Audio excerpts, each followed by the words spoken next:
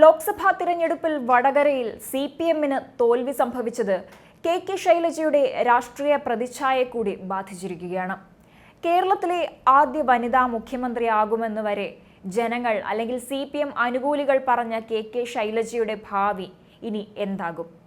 UDF സ്ഥാനാർത്ഥിയായ Shafi പറമ്പിലിനെ സംബന്ധിച്ചിടത്തോളം വടകരയിൽ KK ശൈലജയെ വിയർത്തു തോൽപ്പിക്കേണ്ട അവസ്ഥയൊന്നും വന്നില്ല. വ്യക്തമായ ഭൂരിപക്ഷത്തോടുകൂടി തന്നെയാണ് ഷാഫി പറമ്പിൽ ജയിച്ചത്.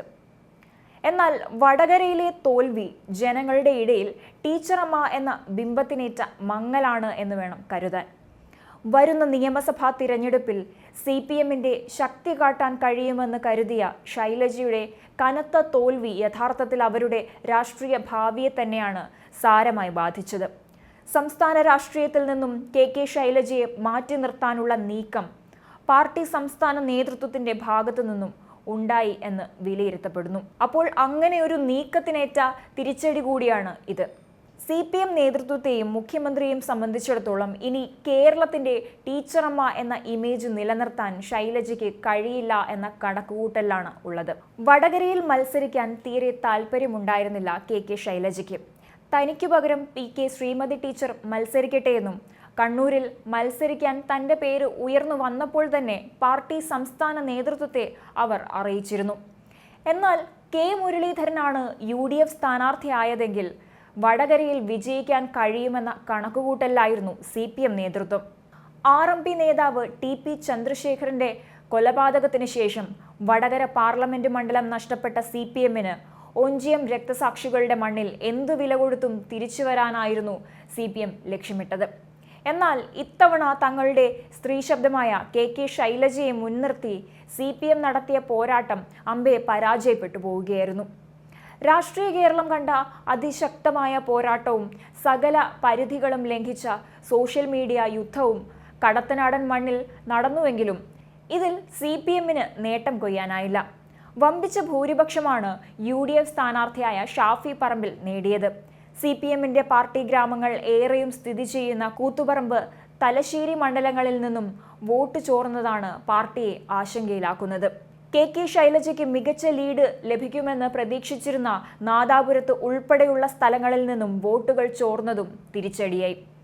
പാലക്കാട് മണ്ണിൽ നിന്നുമെത്തി വടകരയുടെ മണ്ണിൽ കാലുകുത്തിയപ്പോൾ തന്നെ ഷാഫിക്ക് KK ശൈലജയുടെ വ്യക്തിപ്രഭാവത്തിന് മങ്ങലേൽപ്പിക്കാൻ കഴിഞ്ഞിരുന്നു. കടത്തനാടൻ മണ്ണിൽ കാലുകുത്തിയപ്പോൾ വടകരയുടെ യഥാർത്ഥ ടീച്ചറമ്മ TPയുടെ അമ്മ രോഹിണി ടീച്ചറാണെന്ന് ഷാഫി പരസ്യമായി പ്രഖ്യാപിച്ചതോടെ LDF-ന് നോക്കി നിൽക്കാനേ കഴിഞ്ഞുള്ളൂ. അന്നു മുതൽ തിരഞ്ഞെടുപ്പ് വരെ ഷാഫിയുടെ പോരാട്ടമായിരുന്നു വടകരയിൽ.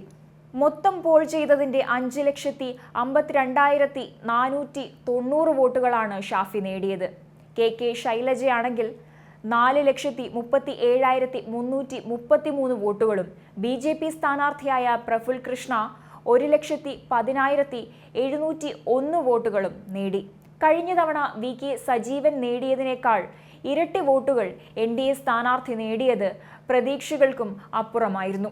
കഴിഞ്ഞ തവണ UDF സ്ഥാനാർത്ഥിയായി മത്സരിച്ച K മുരളീധരൻ വടകരയിൽ നിന്നും 5,26,755 വോട്ടുകൾ നേടിയിരുന്നു. 84,663 വോട്ടുകളുടെ ഭൂരിപക്ഷമായിരുന്നു മുരളീധരൻ്റേത്. എന്നാൽ അതിനെയും കടത്തിവെട്ടിയാണ് ഇത്തവണ ഷാഫി പറമ്പിലിന്റെ തേരോട്ടം.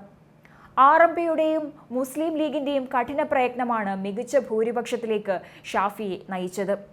ശൈലജ ടീച്ചർക്കെതിരെ സോഷ്യൽ മീഡിയയിലൂടെയുള്ള അപകീർത്തിപ്പെടുത്തൽ CPM പ്രചരണ ആയുധമാക്കിയെങ്കിലും വടകരയിലെ സ്ത്രീ വോട്ടർമാരുടെ അനുഭാവം നേടിയെടുക്കാൻ കഴിഞ്ഞില്ല എന്ന് വേണം കരുതാൻ.